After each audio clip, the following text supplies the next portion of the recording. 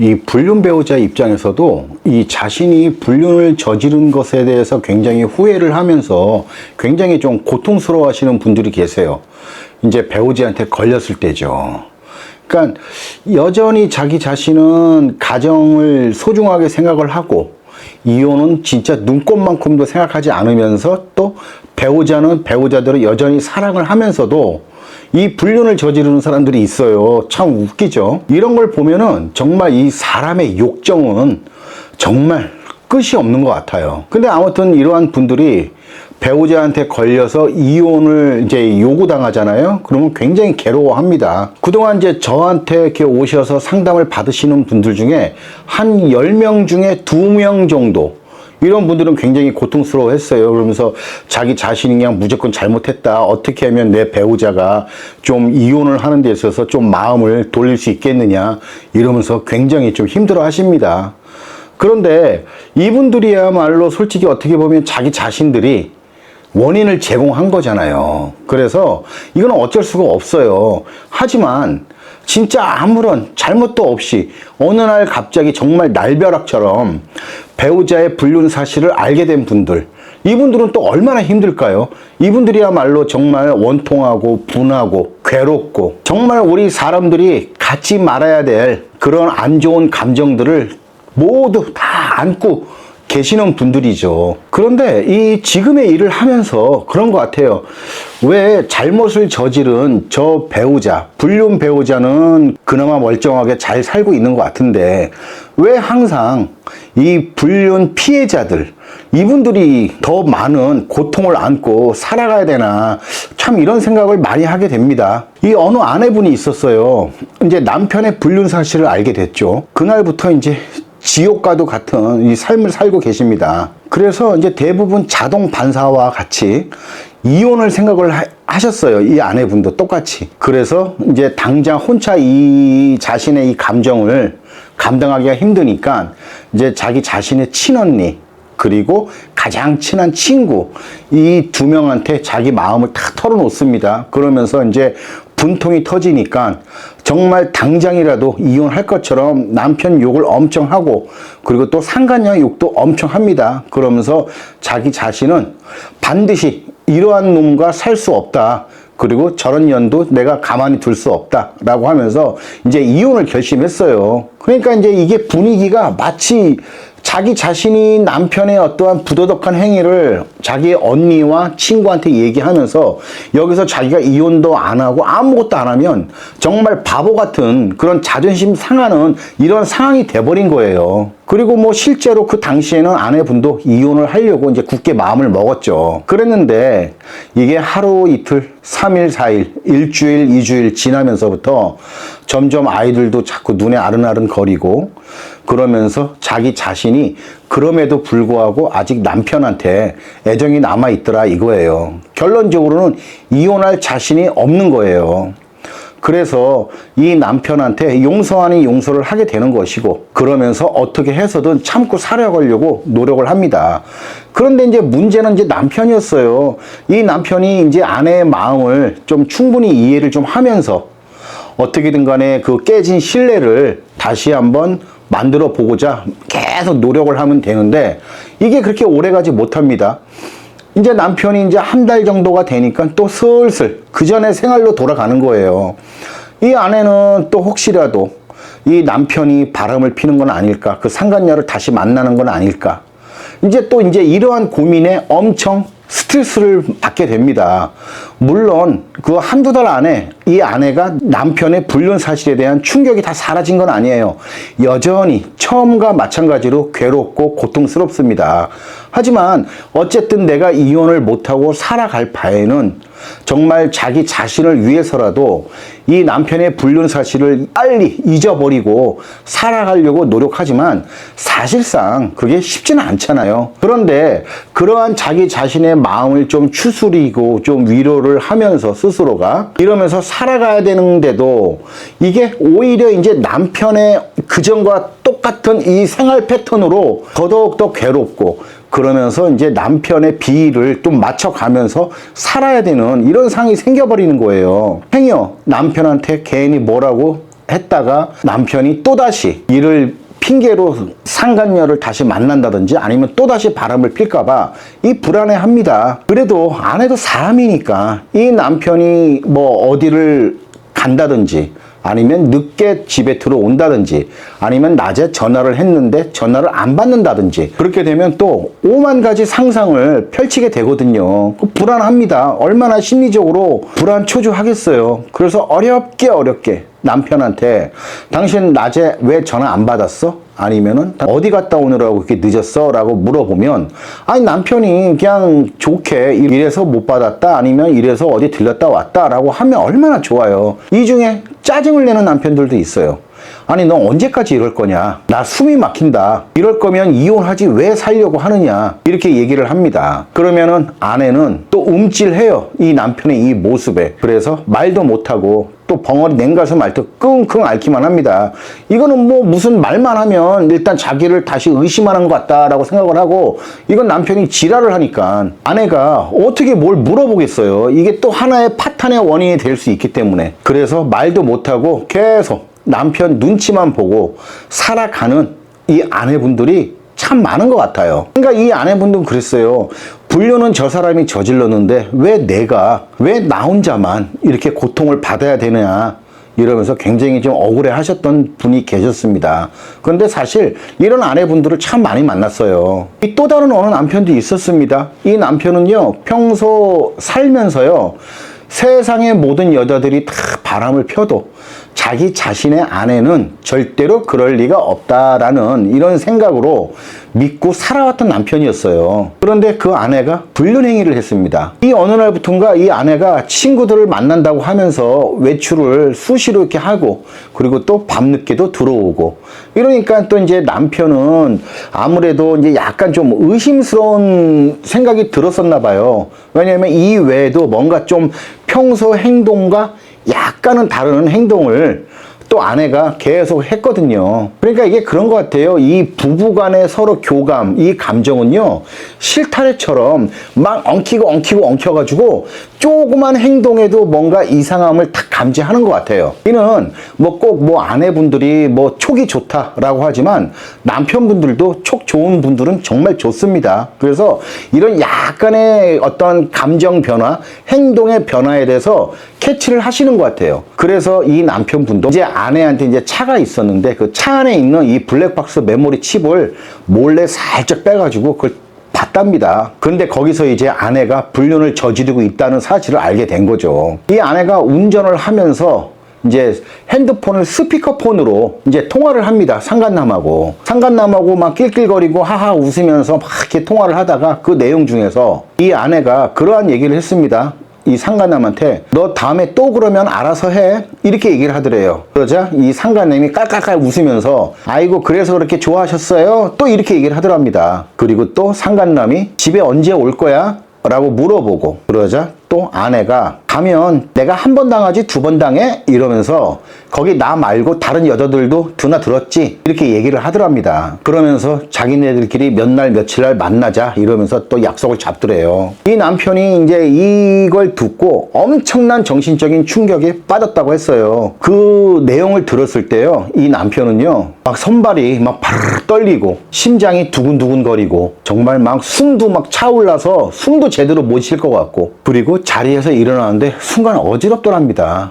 이 정도로 충격을 받았던 거예요. 그리고 한 10여 분 정도 지나서 이 남편도 다른 분들과 똑같이 자동 반사처럼 이혼을 생각을 했었다고 해요.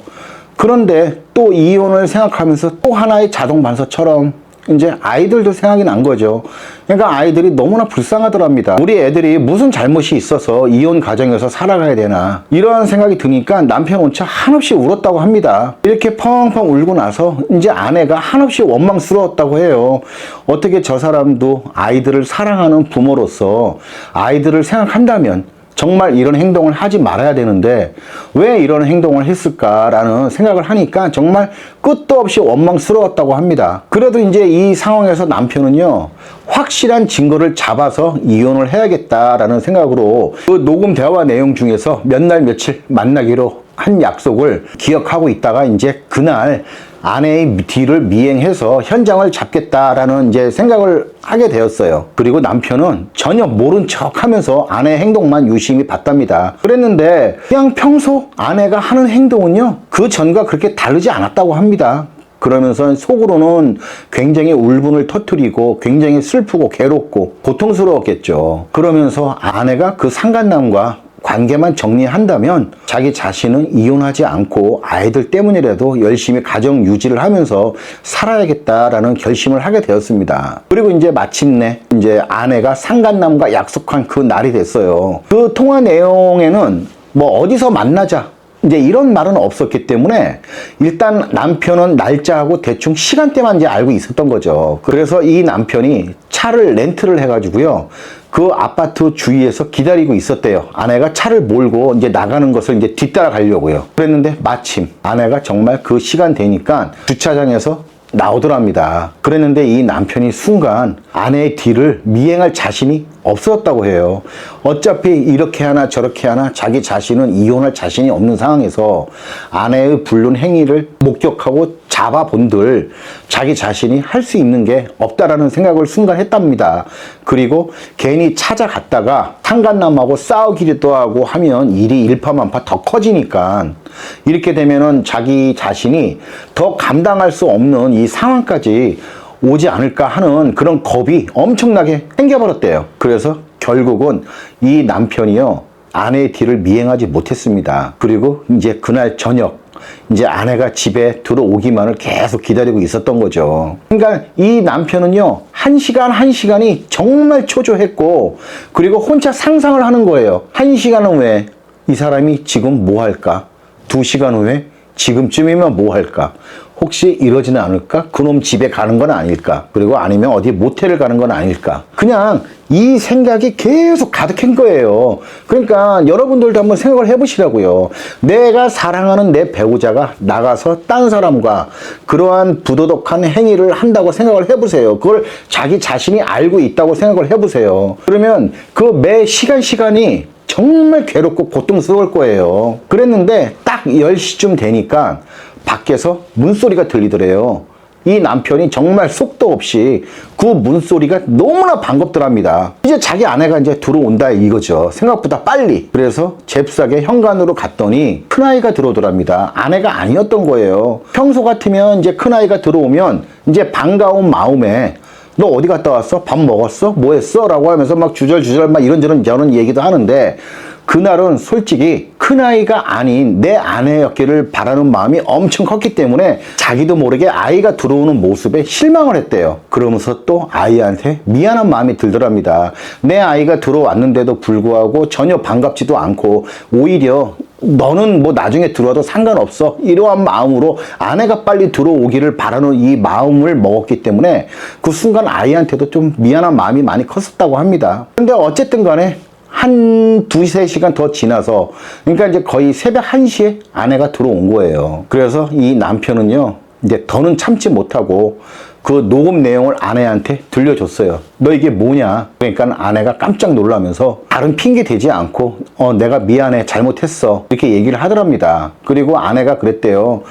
자기도 이렇게 돌아다니면서 내가 무슨 짓을 하고 있는 거지? 라는 이런 후회를 엄청 했답니다. 그래서 남편이 굳이 알지 않더라도 정리를 하려고 마음을 먹었었다고 해요. 그러니까 이 남편은요, 아내의 그 말을 믿고 싶었겠죠. 당연히 누구나. 그래서 이 남편은요, 아내한테 말하지 않았대요. 아내가 이렇게 얘기를 하니까, 그리고 여기서 더 얘기해 본들 싸움밖에 할 게 없으니까 그랬는데, 이게 참 웃기는 게 말이에요. 이 남편이 어떻게든 간에 자기 마음의 고통을 다스리려고 많이 노력도 하고 정신과 치료약도 먹어가면서 하루하루 이제 버텼어요. 그랬는데 한 달 다 돼서 서서히 아내가 자기가 집에만 있으니까 너무 답답하다, 나 좀 친구 좀 만나고 와도 되겠느냐 그러더랍니다. 그러니까는 뭐 이 남편 입장에서는 그때는 그런 생각이 들었대요. 어차피 내가 아내를 믿고 살아야 되기 때문에 이러한 아내의 말을 자기가 믿어야 된다고 생각을 했고, 그리고 또 평생 남편 자신이 불안하다고 해서 아내를 집에만 있게 할 수는 없는 거잖아요. 그래서 나갔다 와 라고 이제 했나 봐요. 하지만 이 남편은 계속 불안하고 힘들었겠죠. 그래서 어느 날 마지막으로 확인을 한번 해보자, 이런 마음으로 이제 인터넷에서 조그만 이제 소형 노공기를 하나 사가지고요, 그거를 안방 침대에 있는 쪽에다 이렇게 감춰놨답니다. 그리고 남편은 출근을 한 거죠. 그런데 뭐 별다른 건 없었대요. 그랬는데 한 4일에서 5일 정도 지나서 이 아내가 상간남하고 통화하는 게 녹음이 됐다고 해요. 이 아내가 상간남한테 남편 이야기를 하더랍니다.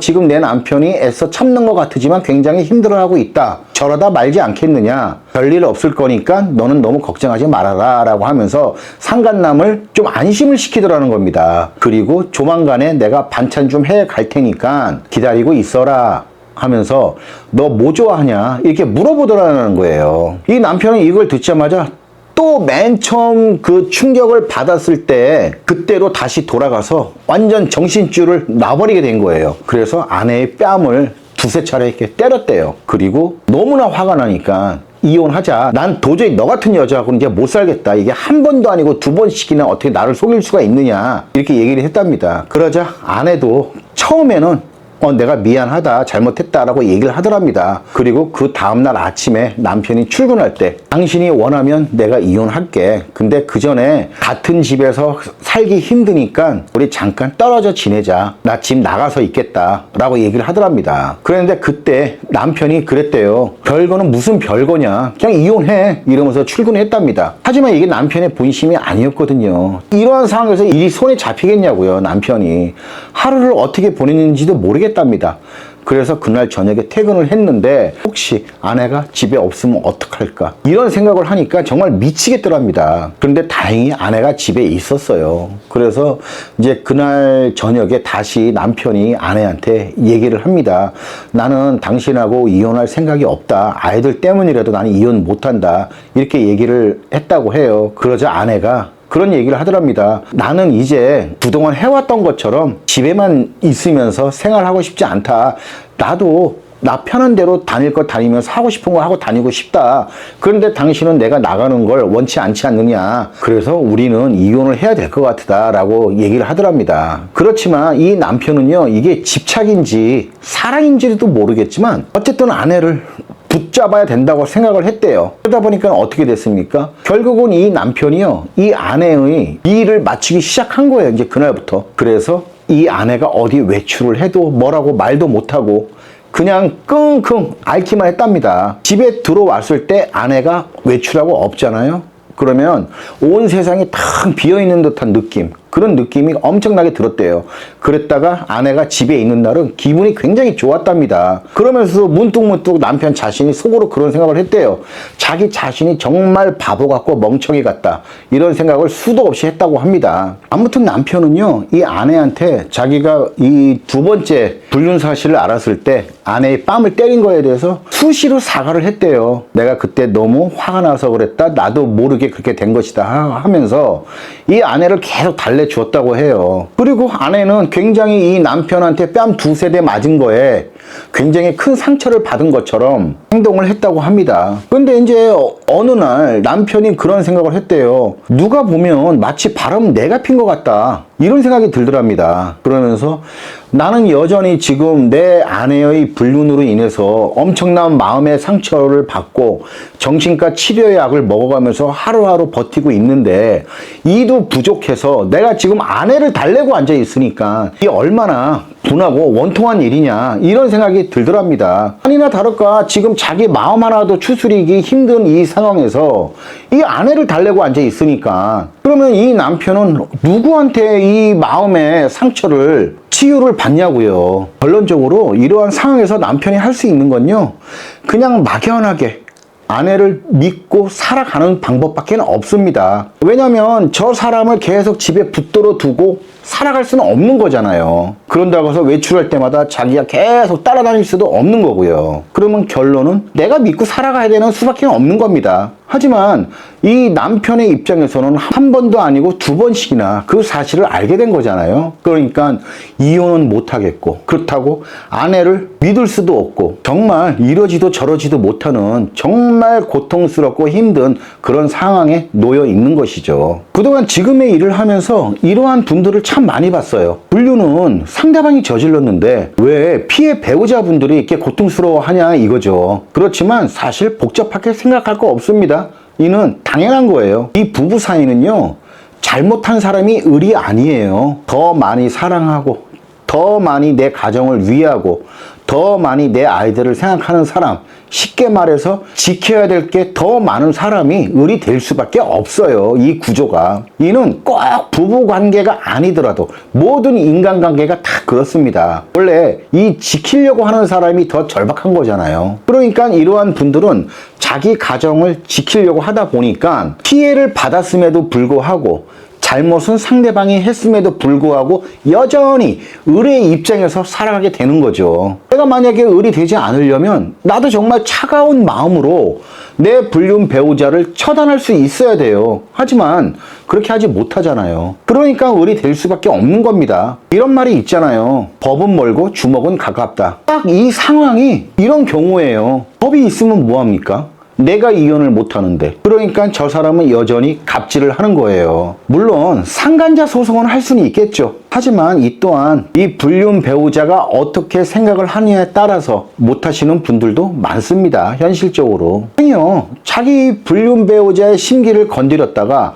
자기를 더 싫어하게 되면 어떡해요. 그래서 이것 때문에 못하시는 분들도 많습니다. 그리고 괜히 상간자 소송했다가 그 상간자의 배우자가 알면 또 자기 배우자를 건들 거잖아요. 그러면 이 원망을 자기가 다 고스란히 감당을 해야 된다는 얘기죠. 실제로 그런 경우가 많습니다. 이 피해 배우자분들이요, 상간자 소송을 했다가 그 상간자의 배우자가 이 사실을 알고 자기 배우자를 상대로 또 상간자 소송을 한 거죠. 그때 이 불륜 배우자가 이 피해 배우자한테 아주 지랄을 하는 경우가 많습니다.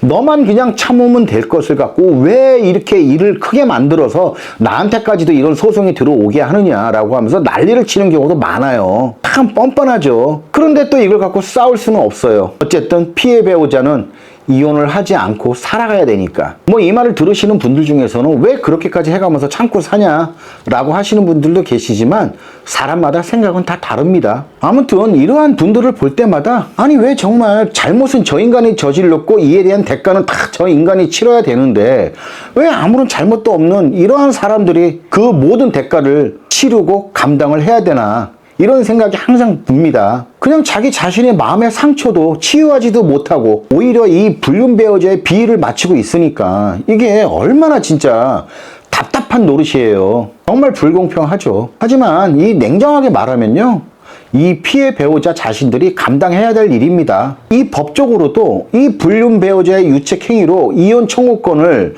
이 피해 배우자가 얻은 건데 자기 자신이 그 스스로 그 권리를 포기한 거잖아요. 그러면 자기 자신이 감당을 해야 되는 게 맞는 거죠. 냉정하게만 말씀을 드린다면. 다만 그 고통에 대한 무게가 너무나 크니까, 너무나 감당하기가 힘이 드니까 그게 문제라면 문제인 것이죠. 아까도 말씀드렸지만 뭐 현실적으로 불륜 배우자가 자기 발로 자기가 돌아다니는 거기 때문에 이를 막을 방법은 현실적으로 없어요. 그리고 너무 지나친 간섭을 하다 보면 이 불륜 배우자 역시 불평 불만을 늘어놓게 되는 것이고 이것이 또 하나의 가정 파탄의 원인이 되어버릴 수 있는 거거든요.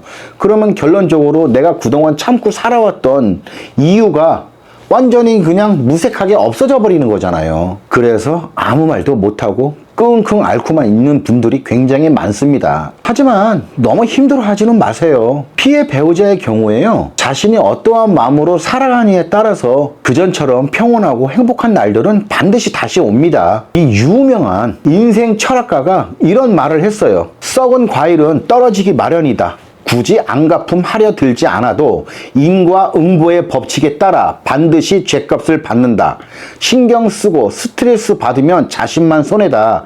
가장 큰 최고의 복수는 관심조차 주지 않고 그보다 훨씬 잘 사는 것이다. 네 삶이 고통스럽고 힘들수록 더 많이 먹고 더 많이 자라. 이상하게도 우리는 고통스러울 때 잠을 줄이고 식사를 줄이며 마음을 쥐어뜯으며 자신을 학대한다. 그리고 그렇게 무너져가는 몸 위에 정신도 천천히 쓰러진다. 심신은 하나다. 쇠약한 육체 위에 행복은 머물 수 없다. 이런 말을 남겼습니다. 제가 20대 초반 때 읽었던 책이 있었어요. 그 책 내용이 어떤 거였냐면 운명은 정해진 것이 아닌 만들어가는 것이다. 내 자신이 약하면 그만큼 운명은 거세지는 것이고 내 자신이 강하면 운명은 그만큼 온순해진다. 이 말이요.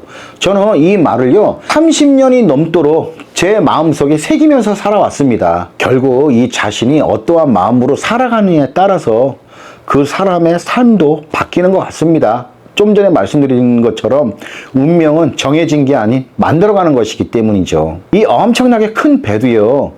그 고난이라는 무거운 짐을 배 밑바닥에 쌓아두어야지만이 진짜 웬만한 폭풍우에도 흔들리지 않고 무난하게 순항을 하듯이 사람도 마찬가지입니다. 이 배가 가볍잖아요. 그러면은 조그만 파도에도 훌렁하고 뒤집어질 수 있어요. 하지만 이 무거운 짐들을 쫙 싣고 쭉 가보세요. 웬만한 파도에 흔들리지 않습니다. 그러니까 비록 불륜 배우자로 인해서 정말 정신적으로 힘들고 고통스럽지만 포기하지 마시고 자신의 운명을 스스로 잘 만들어 보세요. 자신의 인생이 자기 외 다른 사람으로 인해서 좌지우지 될 정도로 그렇게 가벼운 인생은 아니잖아요. 소중한 인생입니다. 그동안 제가 지금의 일을 해오면서요 만나왔던 수많은 피해자분들 중에서 가장 많이 했던 말씀이 딱 이거였어요. 그때는 내가 왜 그렇게 힘들어 했는지 모르겠어요. 저런 인간 때문에.